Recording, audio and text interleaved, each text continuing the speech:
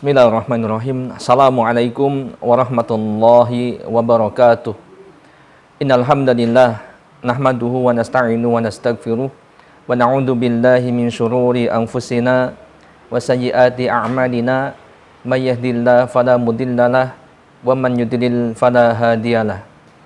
Wa asyhadu an la ilaha illallah wahdahu la syarikalah wa asyhadu anna Muhammadan abduhu wa rasuluh alladzi la nabiyya ba'dah.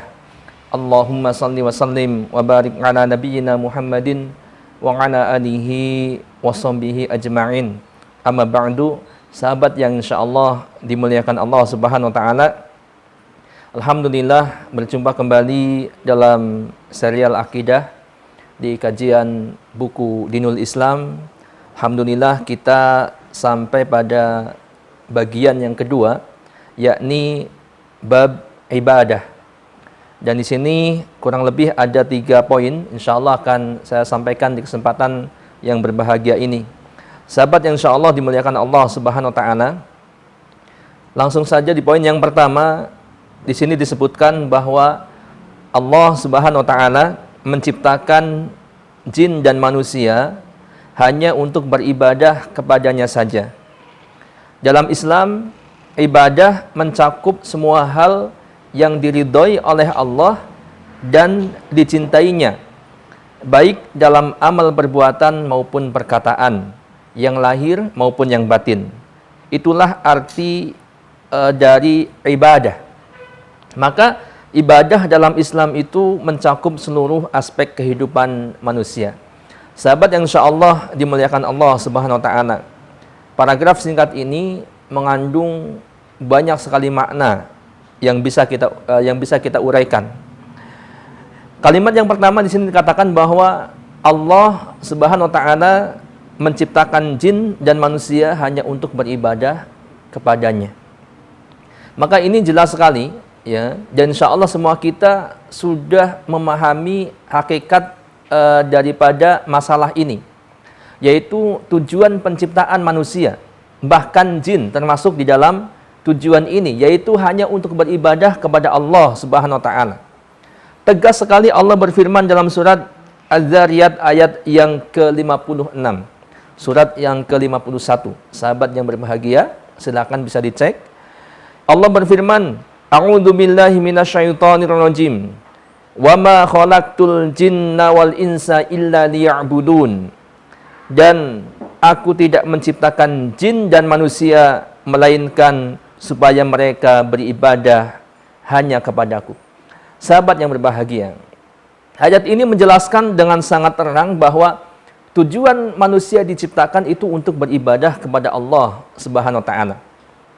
Maka sebagai seorang muslim yang beriman kepada Allah Subhanahu wa taala, tentu kita harus sadar, ya. Kesadaran ini harus selalu kita bawa di dalam diri kita dimanapun kita berada, dimanapun kita, apapun posisi kita, ya, sehingga terus tertancap dalam diri kita bahwa tujuan kita hidup di dunia ini adalah untuk beribadah kepada Allah Subhanahu wa taala, sehingga tidak kabur, ya, sehingga benar apa yang kita kerjakan di dunia ini, sehingga benar apa yang kita prioritaskan ketika kita jalankan di dunia ini, yaitu untuk beribadah kepada Allah Subhanahu wa taala, bukan untuk yang lainnya. Sahabat yang insyaallah dimuliakan Allah Subhanahu wa taala.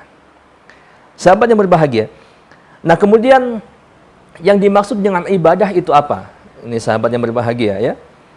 Jadi ibadah itu, ya, ini seperti dikatakan oleh Syekhul Islam Ibnu Taimiyah rahimahullah, ya, persis seperti apa yang disampaikan dalam buku ini, bahwa beliau mengatakan al-ibadah huwa ismun jami' likulli ma yuhibbullah, likulli ma yuhibbuhullah wa yardah minal aqwal wal a'mal az-zahirah wal batinah. Ibadah itu adalah setiap hal, semua hal yang dicintai oleh Allah Subhanahu wa taala, ya, dan juga yang diridhoinya, baik dari perkataan maupun perbuatan yang lahir maupun yang batin.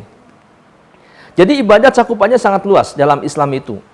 Ya, bukan sekedar sholat, puasa, baca Al-Quran, zakat, haji, umroh, ya. Bukan sekedar itu saja. Akan tetapi adalah semua hal yang ada dalam kehidupan kita yang dicintai oleh Allah dan diridhoinya, ini termasuk bagian dari ibadah. Contoh mudahnya adalah membantu orang lain. Ya, membantu sahabat kita, membantu teman kita. Kalau teman kita butuh bantuan, kita bantu, maka ini adalah ibadah. Ya. Dan lain sebagainya. Misalkan teman kita butuh pinjaman uang, kita pinjami, ini adalah ibadah. Karena apa?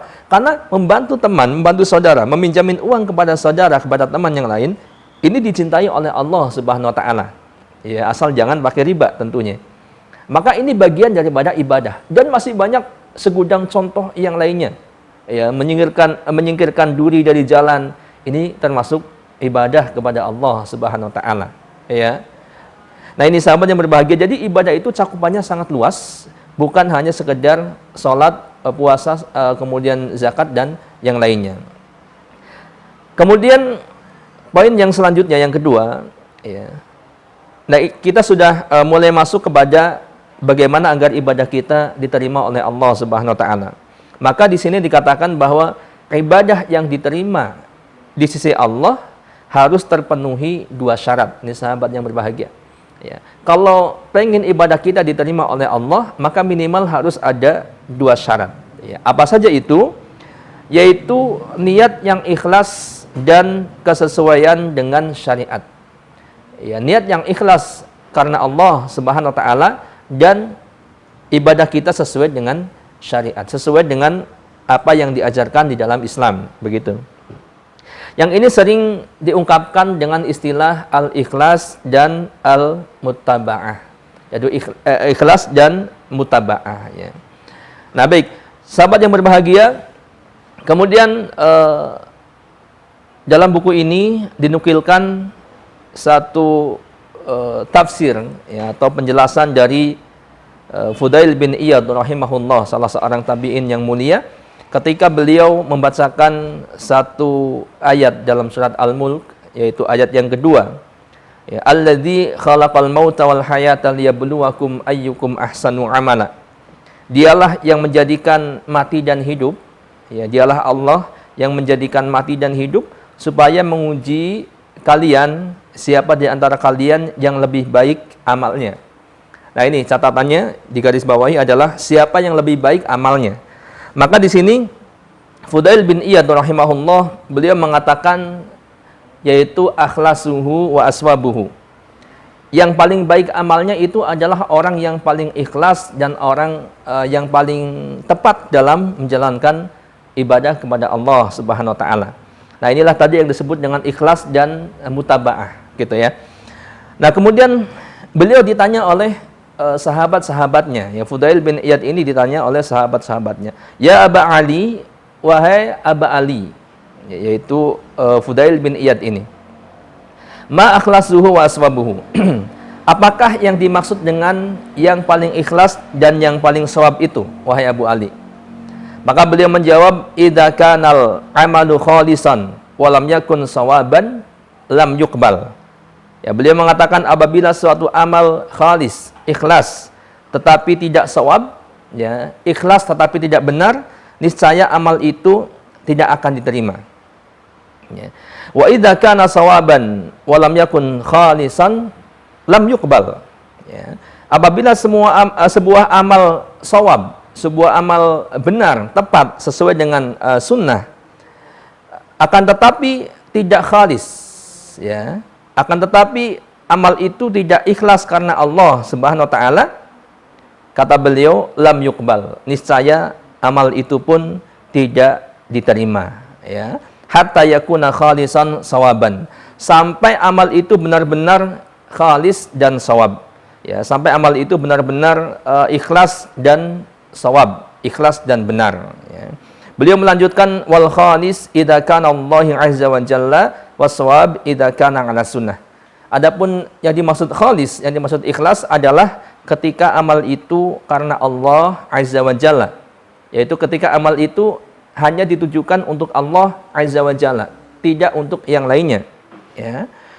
Kemudian wasawab, adapun sawab adalah idza kana ala sunnah, yaitu ketika amal itu berjalan di atas sunnah, di atas sunnah Nabi SAW. Nah, ini sahabat yang insya Allah dimuliakan Allah Subhanahu wa taala ya.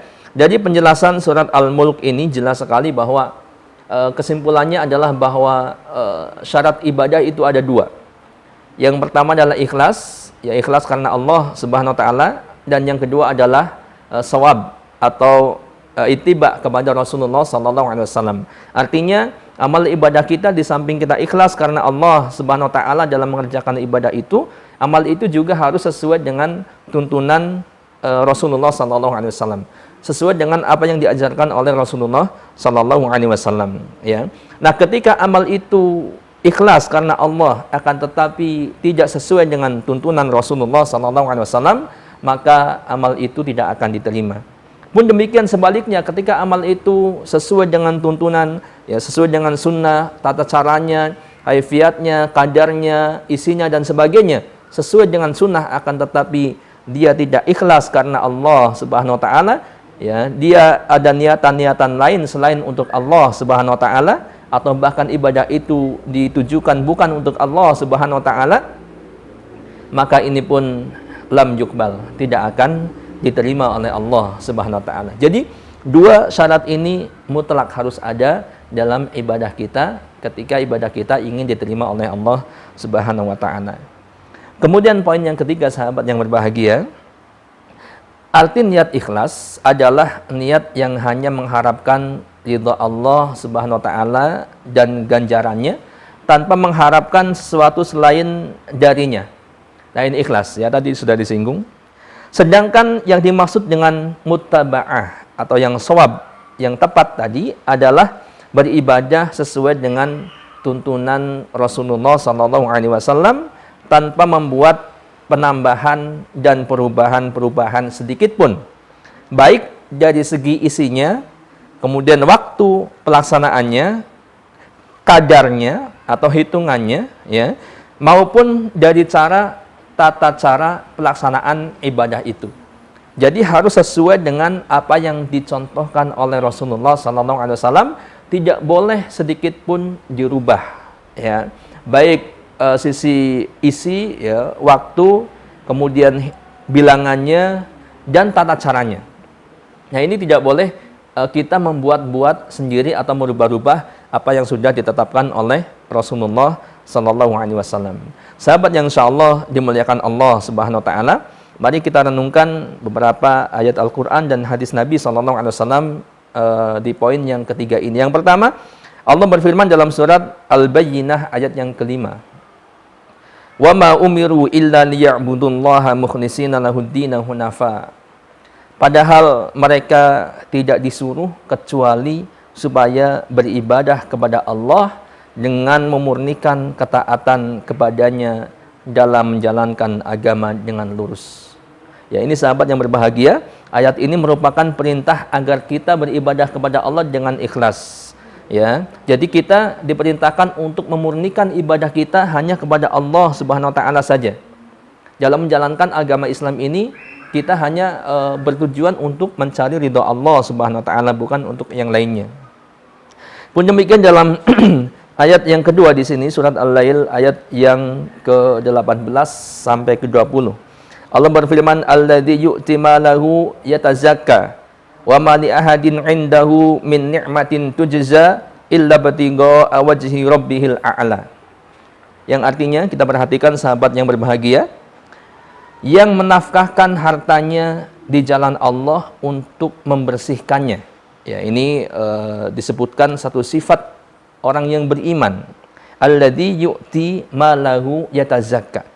Siapa dia? Yaitu yang menafkahkan hartanya di jalan Allah untuk membersihkannya. Padahal tidak ada seorang pun memberikan suatu nikmat kepadanya yang harus dibalasnya. Ya, padahal tidak ada orang lain yang akan membalas apa yang dia nafkahkan dari hartanya itu. Wa ma li ahadin 'indahu min ni'matin tujza. Enggak ada orang yang akan membalasnya dari sisi dunia, ya. Dari sisi balasan harta atau bayaran ataupun pujian, tidak ada sama sekali, gitu ya. Akan tetapi dia memberikannya itu semata-mata karena mencari keridhaan Rabb-Nya yang maha tinggi. Ya. Akan tetapi dia memberikannya itu semata-mata ingin mendapat ridha Allah Subhanahu wa taala. Maka dikatakan wala saufa yarda di akhir ayat itu, ya. Maka dia mendapatkan keridhaan dari Allah Subhanahu wa taala, yaitu berupa surga Allah Subhanahu wa taala. Ini sahabat yang berbahagia, ini adalah gambaran orang yang ikhlas ketika beribadah kepada Allah. Ini gambaran dari orang yang menafkahkan hartanya ketika dia ingin membersihkan dirinya. Ya, dia tidak mengharapkan apa-apa dari orang lain, yang diharapkan hanyalah ridha Allah Subhanahu wa taala. Kemudian sahabat yang berbahagia, mengenai ikhlas ini Rasulullah SAW pun bersabda, dan hadis ini hadis yang sangat familiar, yaitu hadis tentang niat, ya. Maksudnya hadis tentang hijrah yang diawali dengan bahwa niat itu, amal itu tergantung daripada niat kita. Ini sahabat yang berbahagia. Rasulullah bersabda, innamal a'malu binniyat. Sesungguhnya amal itu, amal perbuatan seorang itu tergantung pada niatnya. Wa innama likulli imri'in ma nawa. Faman kanat hijratuhu ilallahi wa rasulih, fa hijratuhu ilallahi wa rasulih. Wa man kanat hijratuhu lidunya yusibuha aw imra'atin yankihuha, fa hijratuhu ila ma hajara ilaihi. Ya. Jadi sesungguhnya amal perbuatan seorang itu tergantung daripada niatnya, dan setiap orang akan dibalas berdasarkan niatnya tersebut.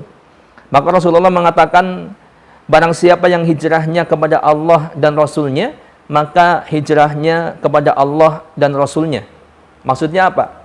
Barang siapa yang hijrahnya karena Allah dan Rasulnya, dia ikhlas karena Allah Subhanahu wa taala dan mengikuti sunnah Rasulullah SAW, maka hijrahnya karena Allah dan Rasulnya. Maksudnya adalah hijrahnya diterima oleh Allah Subhanahu wa taala, amalnya diterima oleh Allah Subhanahu wa taala. Dan barang siapa yang berhijrah karena dunia, ya, siapa yang dia hijrah karena dunia atau karena wanita, dan atau karena wanita yang ingin dia nikahinya, maka kata Nabi SAW, maka hijrahnya itu sampai sebatas apa yang dia niatkan, ya. Maka dia akan mendapatkan apa yang dia niatkan. Akan tetapi dia tidak mendapatkan pahala dari Allah Subhanahu wa taala. Dia tidak amal hijrahnya itu, amal ibadahnya itu tidak diterima oleh Allah Subhanahu wa taala. Ini sahabat yang berbahagia. Untuk itu penting sekali, ya, kedudukan niat ikhlas karena Allah Subhanahu wa taala di dalam semua amal ibadah kita. Adapun terkait dengan shawab atau ittiba atau mutabaah tadi, ya, yakni syarat ibadah yang kedua setelah ikhlas, yaitu ittiba atau mutabaah, ya, mengikuti sunnah-sunnah Rasulullah SAW.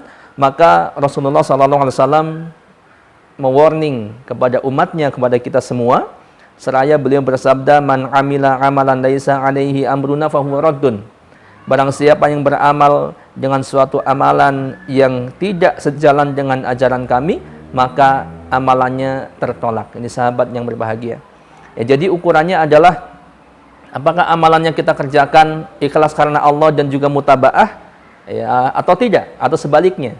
Maka kalau sebaliknya, amalan itu raddun, tertolak. Ya, beliau bersabda, man amila amalan laisa alaihi amruna fahuwa raddun.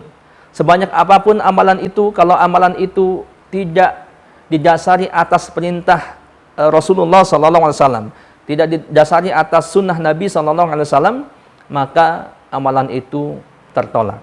Meskipun dia sholat sunnah, ya, beribu-ribu rakaat misalkan, atau dia berzikir dengan zikir tertentu ribuan kali, ya, akan tetapi dia mengada-ada dengan zikir dan sholat itu, atau dengan ibadah-ibadah yang lainnya, maka Rasulullah katakan fahuwa raddun, amalan itu tertolak, tidak akan diterima oleh Allah Subhanahu wa taala.